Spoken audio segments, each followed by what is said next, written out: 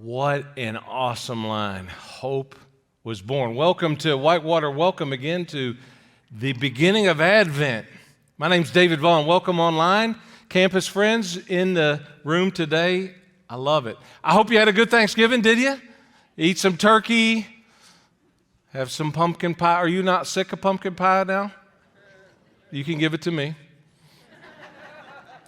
But I have a more important question to ask you today as we begin. How many of you all like to wait? Like to wait? Yeah, that's what I thought. I got the right audience. I'm in the right room at the right time because we hate to wait. I'm not just talking about waiting on that traffic light down the road here at 128 at the interstate. That is the longest traffic light ever in Ohio, right there across from the driving range batting cage right there. One of my earliest Christmas memories was of my dad taking me to a department store to see Santa Claus. I couldn't wait. But when we got there to the store, the line was not only long inside, it stretched all the way till the line ended on the outside. It was freezing cold. And I looked up at my dad. And my dad, who wasn't a time waster either, he said, "What do you want to do?" I said, "I want to see Santa." My dad said, "Pretty cold out here." I said, "Yeah." He said, "Dave, do you want to stand here a long time in the cold and see Santa, or let's go buy a present right now?" I said, "Give me that present right now." See, I wasn't as dumb as I am today. But anyway, I instant gratification. My dad hated to wait. I think I might have inherited that. I hate to wait.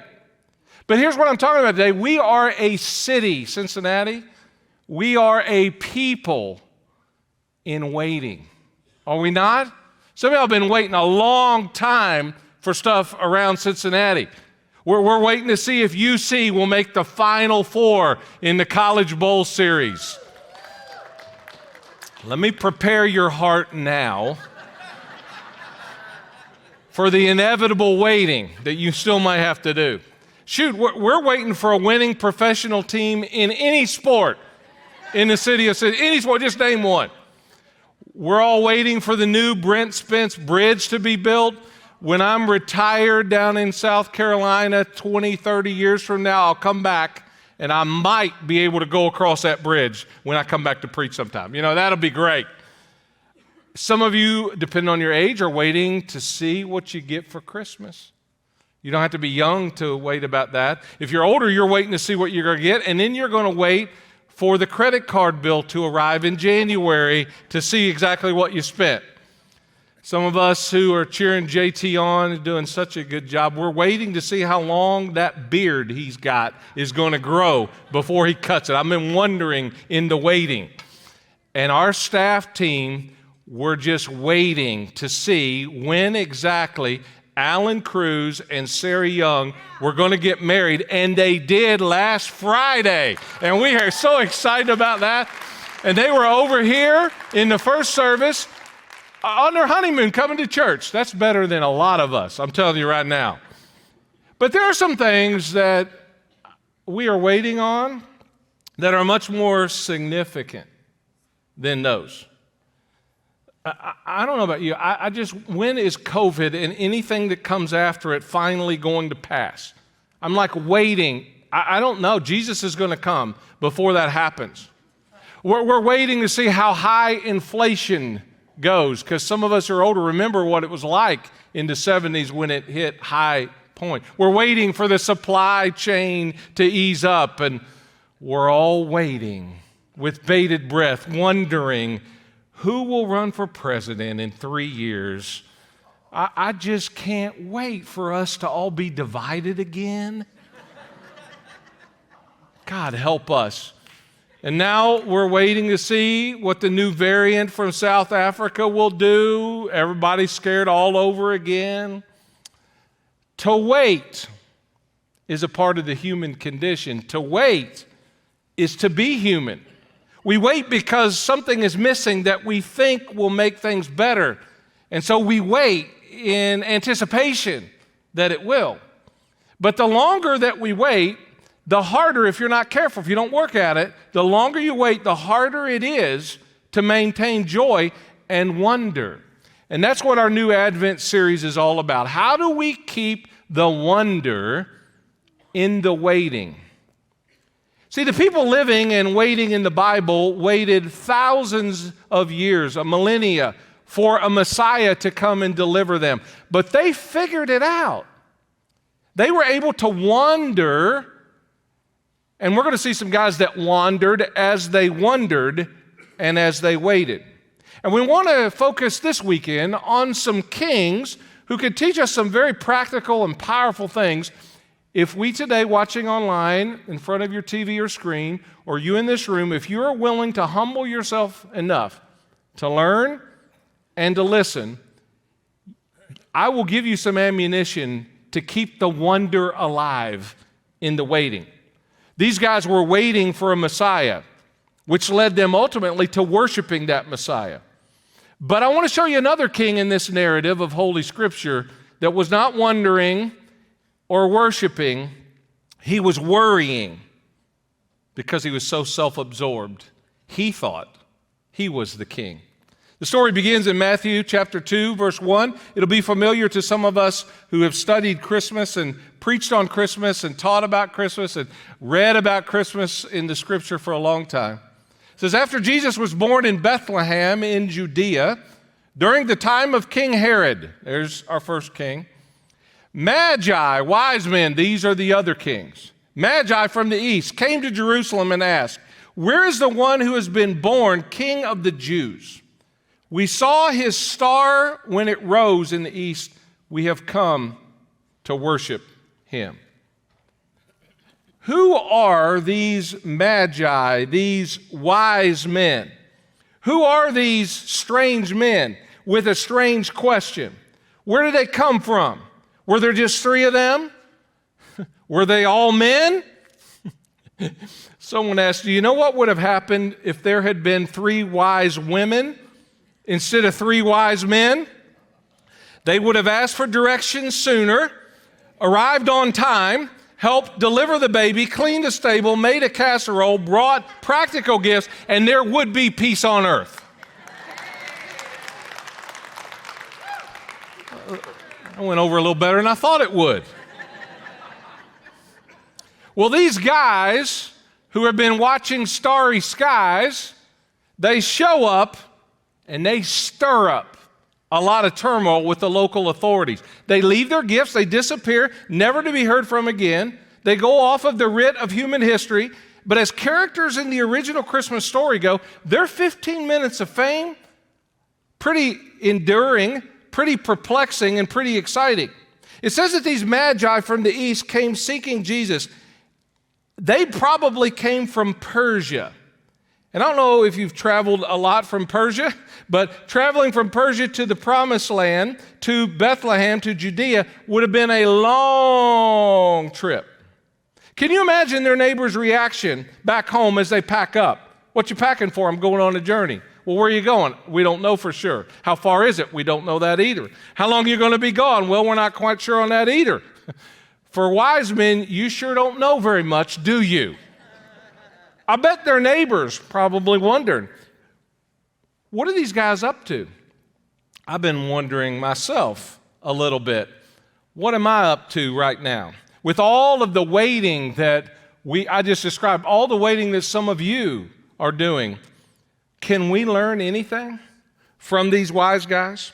These guys did a lot of wandering, but they may not have known how they're going to get there. They may not know where God was going to take them, but they did know a lot about how to keep wonder and excitement and anticipation and hope alive in the waiting before the fulfillment of their dream.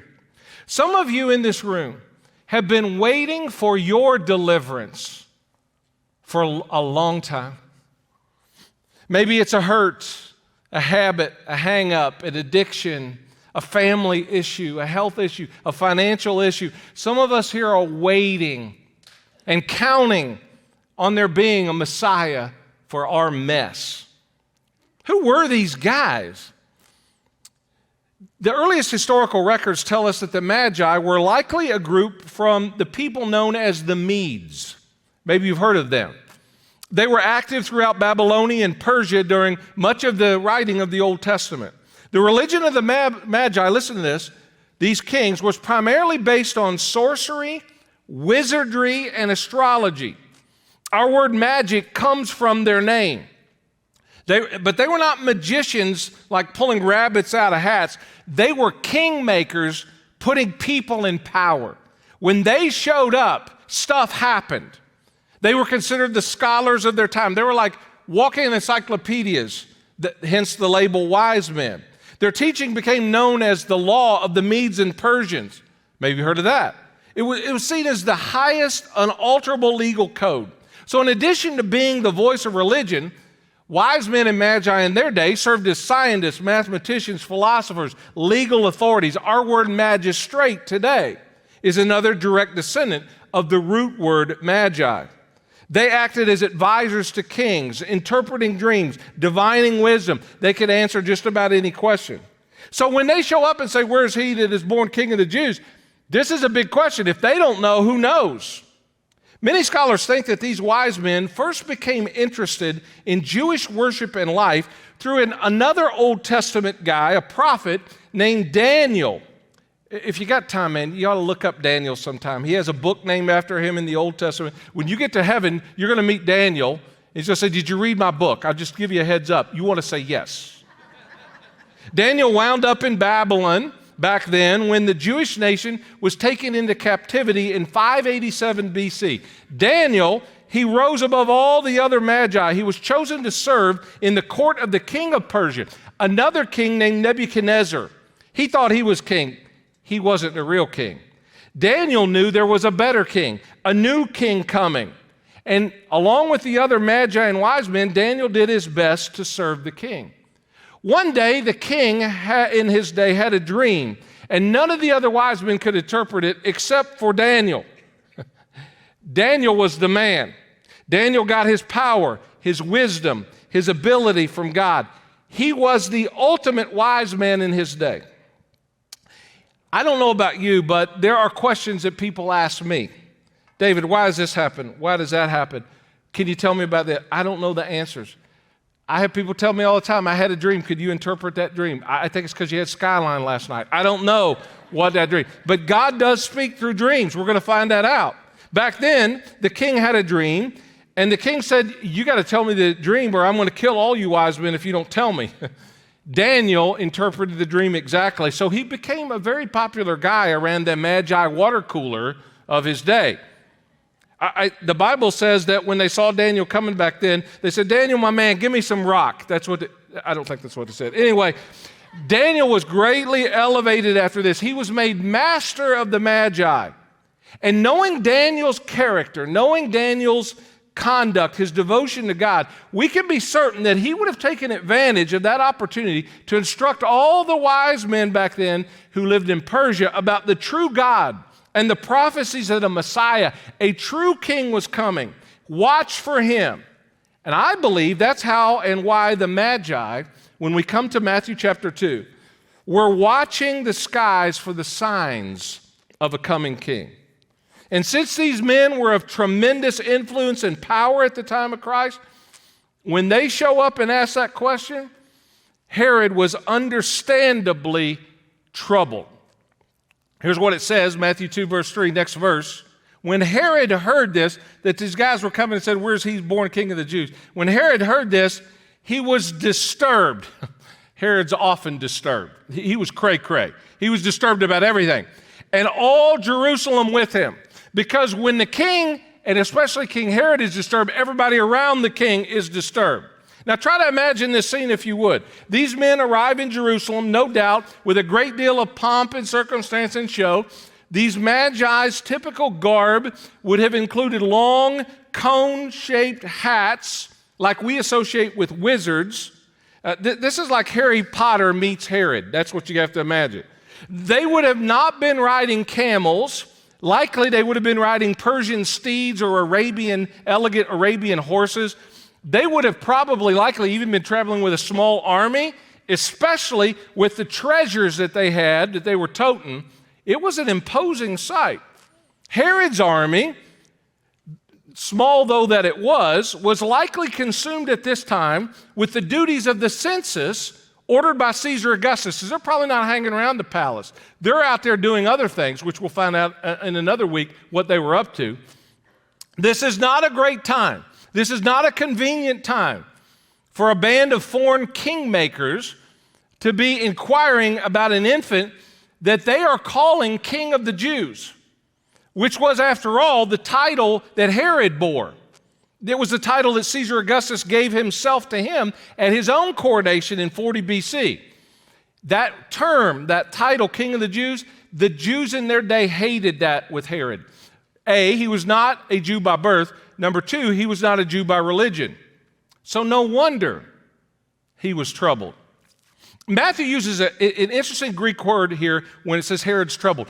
It says it means he was shaken or agitated, like the heavy-duty cycle of a washing machine. Our young people would say he was shook. Just like some of you Buckeye fans were yesterday. You were shook. I didn't even know if John and Kelly Tizovich would be in church today after that. Yes, sir, I don't know, but they're here. They're faithful. He was shook. Why? Somebody's coming along saying, there's a King of the Jews. It's not me. Very self-absorbed, very narcissistic. And in those days, you didn't have Google or Siri to get an answer to stuff. You had to ask a priest, a teacher of the law, for a Bible answer to a Bible question. And they would be required to give an appropriate answer if the king asked a question. So that's what Herod does here. And once he gets the answer, he plays it really cool. Look at what happens in verse number 4. When he had called together all the people's chief priests and teachers of the law, he asked them where the Messiah was to be born. In Bethlehem in Judea, they replied, for this is what the prophet has written. But you, Bethlehem, in the land of Judah, by no means least among the rulers of Judah, for out of you will come a ruler who will shepherd my people Israel. He asks a question, as any king would, of his authorities and his wise guys around him. But he asks it, and he goes on the down low with his plan. He slyly decided to let these guys do his undercover work, and man, he's like a smooth criminal on this. Check this out. Then Herod called the Magi secretly and found out from them the exact time the star had appeared. And he sent them to Bethlehem and said, go and search carefully for the child. As soon as you find him, report back to me so that I too may go and worship him. Is that what he's planning on doing? Find out in a minute. No, just the opposite. He's going to kill him. Not everybody. Oh, this is for somebody here. Not everybody who says they want to worship Jesus at Christmas really wants to worship Jesus at Christmas. There's more than one Herod in our life. There's more than one Herod in the room. I want to just talk about Herod. Just pause and put your finger right there before we finish their story. I want to tell you something about this guy because it helps create the context from which you will understand more this king. Do you know what the word or the name Herod means? Hero. It's so ironic because there was absolutely nothing heroic about him anywhere in history as a leader or a human being. The only worthwhile thing Herod ever did was build a temple, and even that was done for political favor. History calls Herod the Great. Here's a picture of him, Herod the Great. He's a real hottie, isn't he? It's like he has like a bow in his beard down there. I think he named himself. It would be appropriate because he thought he was the most important person, not only in the room, but in the world. Do you know anybody like that? A more appropriate name instead of Herod the Great would be Herod the Murderer. Because like all despots, he was intoxicated with power, having it and keeping it. And he brutally, forcefully removed anyone who was a threat to his power. Over the years, he killed and executed dozens of people to keep his power. I mean, look it up sometime. It's a part of history. He killed his brother-in-law. He killed his mother-in-law.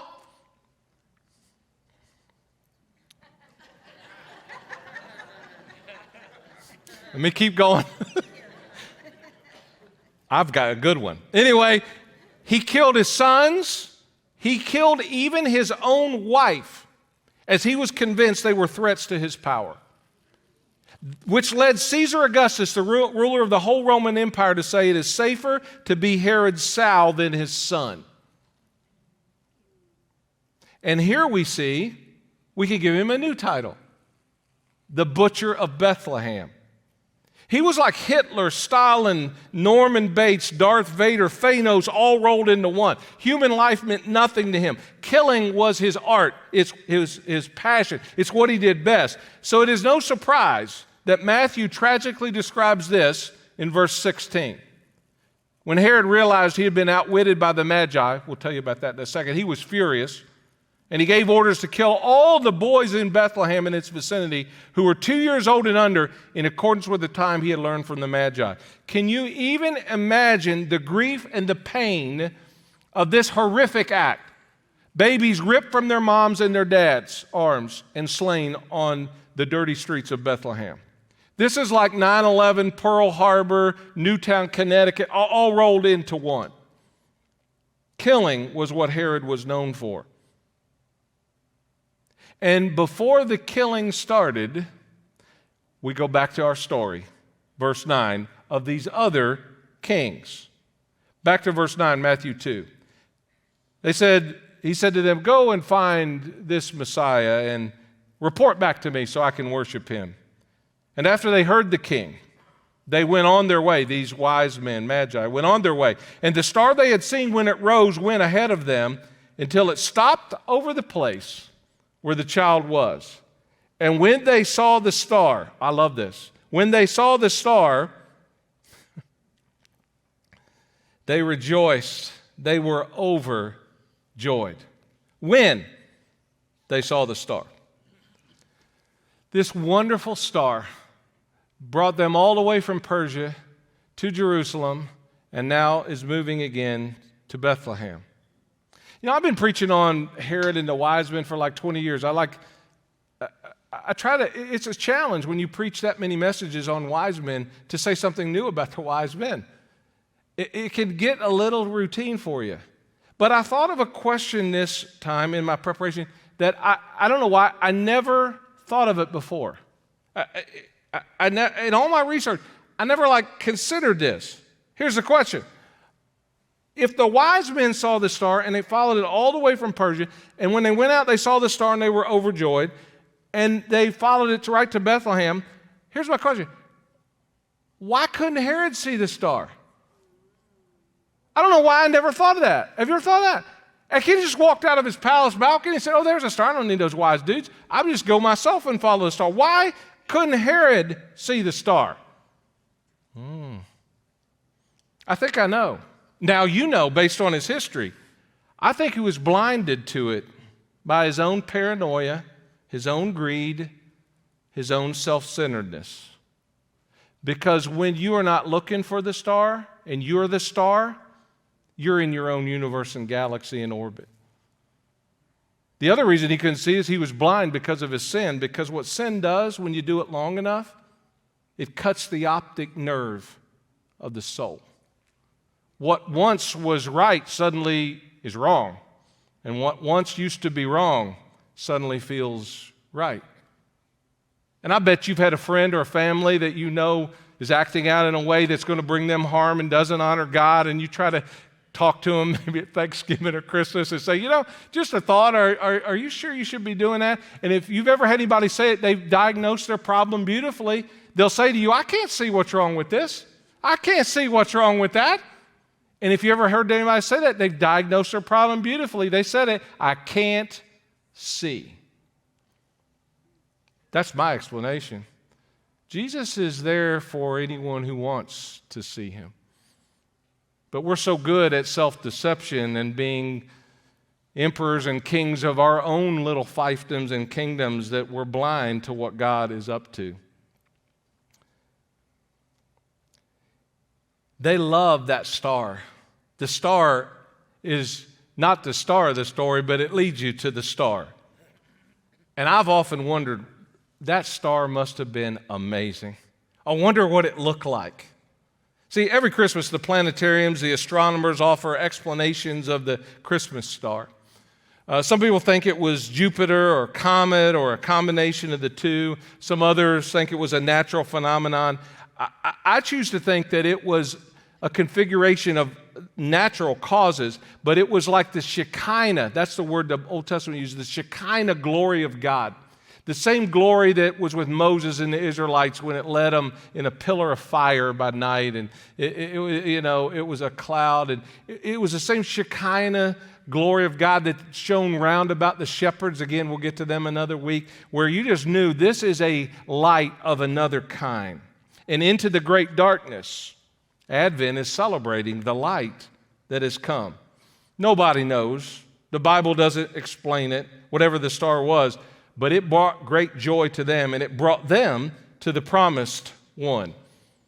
And Matthew 10:11, the next verse, is just pungent. It's packed with stuff. On coming to the house. Now, I don't want to ruin your Christmas nativity set.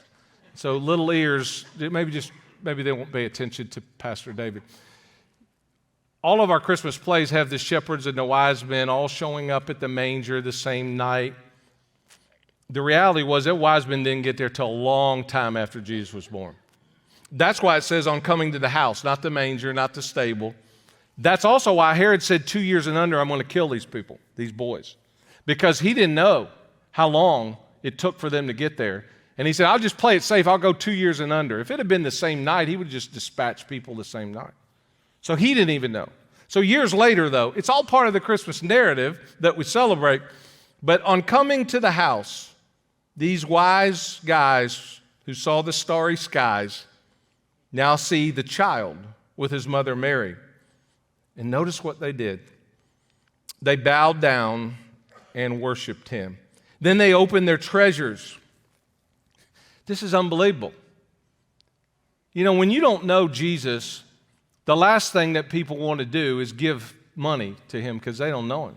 These guys are foreigners. This is the amazing thing about Christmas. God led pagan men out of pagan religion in a pagan land to come face to face with Jesus. And what's the first natural response of meeting Jesus? I got to give him something. That's why we give gifts at Christmas, by the way.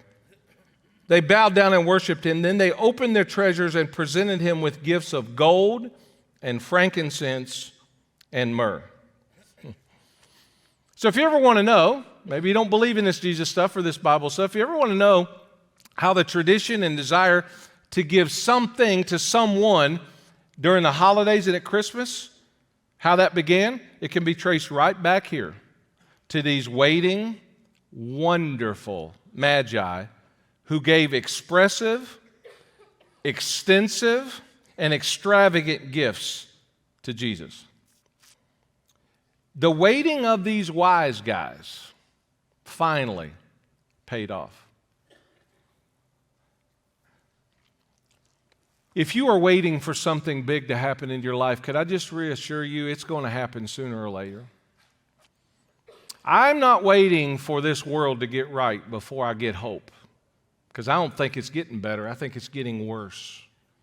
My hope is that there's a new world coming, a new heaven and a new earth that we're waiting for. The return of Jesus, who will make all things right. It'll never be right here. I don't put my hope in anything I see anymore. I put it in my faith in that one that I can't see, but I will see one day. And we're just waiting to go home. Friend, this world has never been our home. So I want to give you hope today for that which you are waiting for. Oh, it may come eventually on earth. And if it doesn't, keep wondering. Keep hope alive. Keep wandering sometimes. God will supply that for you eventually. Hold on. The best is yet to come. He's always on time. He's never late. He's never early. He's always on time. And did you notice those 4 things they did in their wonder? If you're wise, you'll do the same 4 things this year. They bowed down, they worshiped, they opened their gifts, their treasures, and they gave. If you are waiting and wondering and you're starting to worry, if you'll mimic your life after what these guys did, you will find wonder returning in your life. And the gifts that they brought, the gifts they gave, don't run past that either. They had special significance too. What'd they give? Gold, the most precious metal known to man even then. Gold would be a gift fit for a king, which Jesus was. They would give frankincense, an expensive fragrance. That would have been a gift for a priest. Jesus is our high priest. And notice this third thing that they bring. It's a curious gift, myrrh. It's a very curious gift to give a baby because in their day, myrrh was the substance used in embalming the dead. Now, you bring a bottle of embalming fluid to the next baby shower you're invited to, and I promise you, you won't have to go to another one. You won't see myrrh on Babies R Us gift registry, right? Why'd they give myrrh? This would have been a gift for someone born to die, which he was. Even their gifts testified to the newborn king's royalty, his deity, and his death on behalf of humanity. I'm also guessing that it helped greatly assist Joseph and Mary financially. Because when you're newly married and you got a new one on the way, and you don't have any money, and you've got to escape to Egypt, which you read the rest of the chapter, you find out they did, to spare the child, you need a little resource to get Jesus where he needs to be. Oh, that is so rich for us when we give financially. We don't even know it, but we're giving so that Jesus can go places that he can't go without our resource. And this is what the wise men did. Even their gifts testify to the joy and the ripple effect of generosity. And when you give, the joy comes from the person that gives it, and joy comes from the person that receives it. And this is amazing because most of us have been on both ends of that spectrum. I have. And when you say after a certain point that it's harder to receive lavish love than to give it, I'm like, we get really good at giving, and we should. The hardest thing is to accept a gift of love. Yet Jesus, who had all the gold and frankincense and myrrh in the universe, allowed humans to give to him. He received it. So I have learned over the years to accept a gift given in love. I was playing golf a few years ago, and one of the guys I was playing with, he had this new driver. Oh, man, I watched him hit it all day. He hit that thing so nice. On the last hole, I said, could I borrow your driver? Could I just hit your driver on this last hole just to see if I hit it good? He said, sure. And I hit it, and I'm telling you, this is absolute truth. It was the best tee shot I had hit all day. I said to him, man, that's a nice driver. I said, I got to get me one of those. He said, well, here, take this one. He said, I got plenty of them. Really? Yeah, take it. I mean, I was so touched by his spontaneous act of generosity. I said, I like that driver. I said, let me tell you what else I like. I like that new car I saw you drive.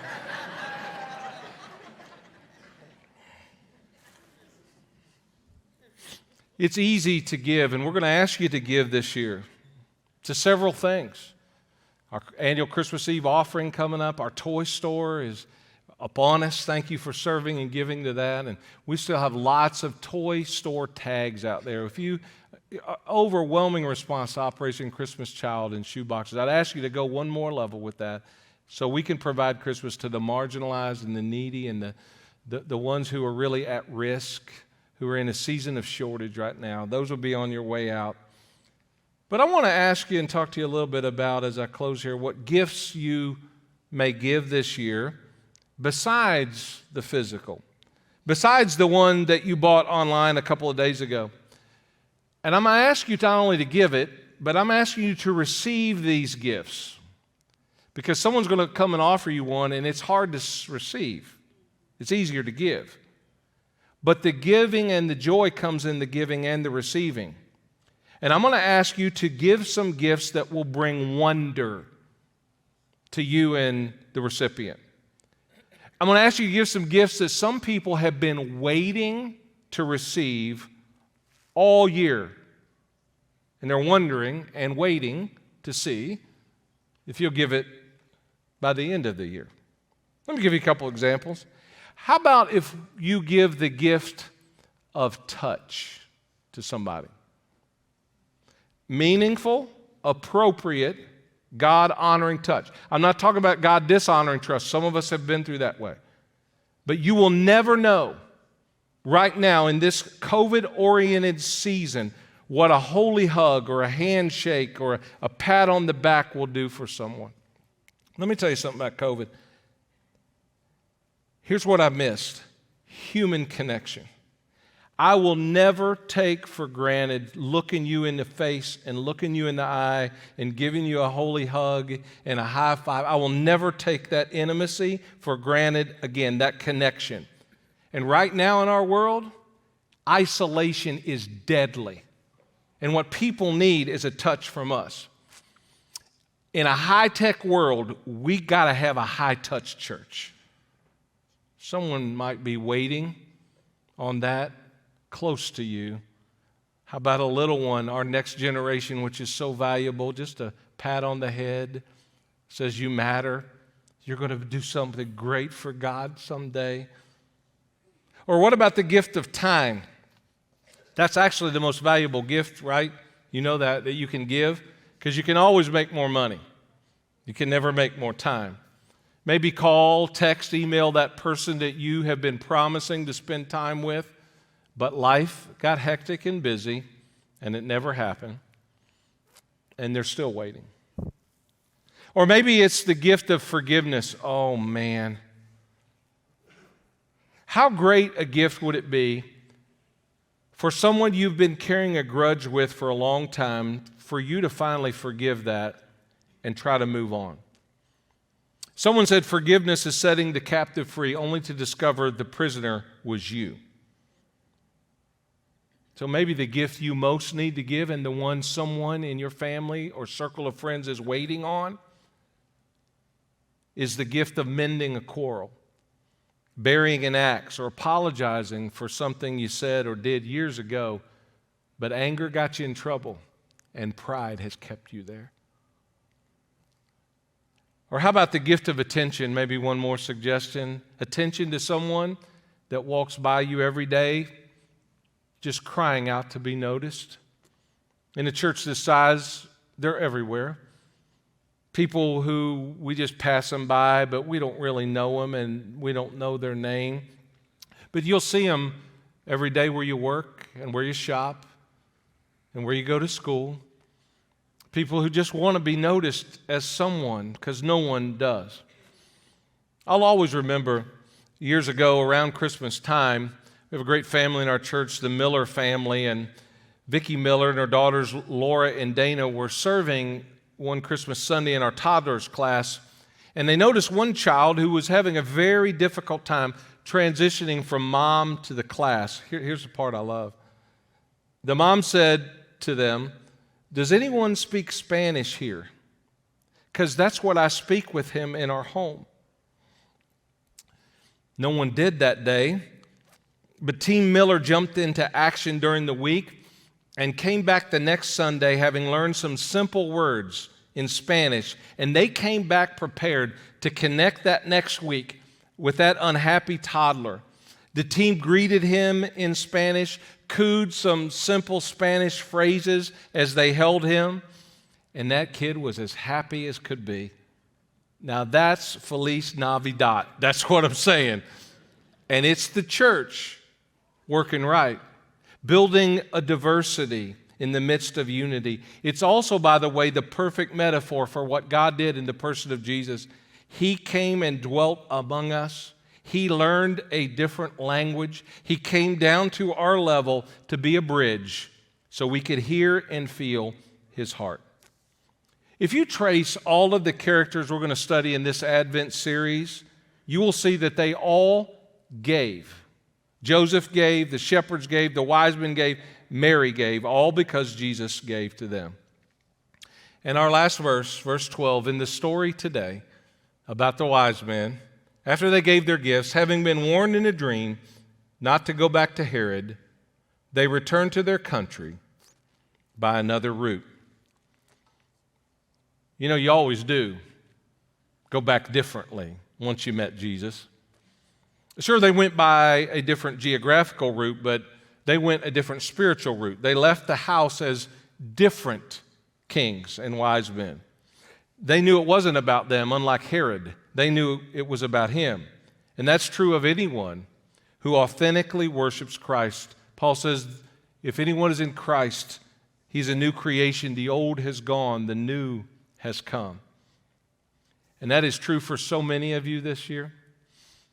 148 new lives in that water have gone all in this year. That's why some of you are on fire for God like never before. It's why it's such a special place. And you can go home today in a different way, by a different route. You know, Scripture is silent about what became of the Magi after their visit, but I'm pretty confident that the God who led them to where they were by a special star, warned them about the treachery of Herod in a dream, that same God, I'm confident, gave them enough truth to be brought into a fuller relationship with him. And so they went their way, just like you will do today, full of wonder, with a memory, though, they had that would last a lifetime.